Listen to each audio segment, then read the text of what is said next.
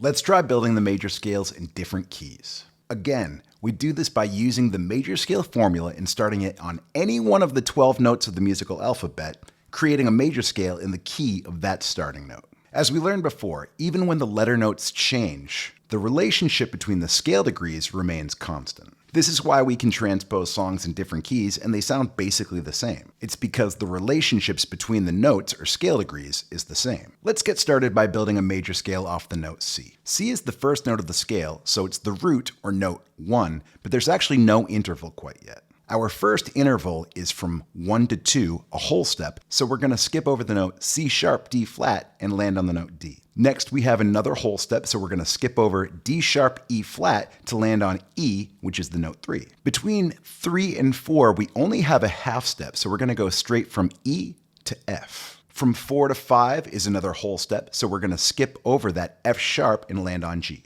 A whole step from 5 to 6, so we're going to skip over G sharp and land on A. Another whole step from 6 up to 7, which is A up to B. And then finally a half step from 7 up to our octave, or the note 1, which is B up to C. So we end up with a major scale that has no sharps and flats, which is usually why C major is considered the easiest key or the first one to learn. All 12 major scales are unique, so C major is the only key with no sharps and flats. All right, now let's try building a major scale off the note G.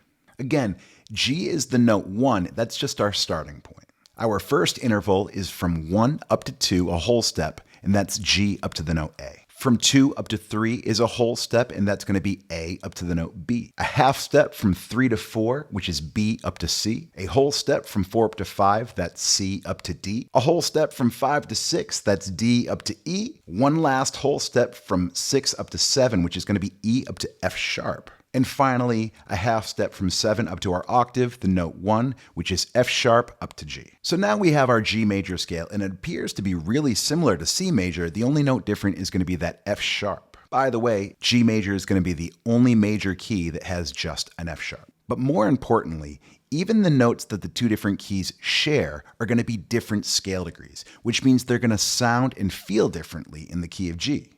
All right, one more in the key of E major. E's your starting note. The first interval is going to be 1 up to 2, E to F sharp. 2 to 3 is a whole step, that's F sharp to G sharp. Half step from 3 to 4, that's G sharp up to A. Whole step from 4 to 5, that's A up to B. Whole step from 5 to 6, that's B up to C sharp. Whole step from 6 to 7, that's C sharp up to D sharp. And a half step from 7 up to 1, that's D sharp up to E. Now this scale looks very different with 4 sharps. Different major scale, but the relationships between scale degrees are the same.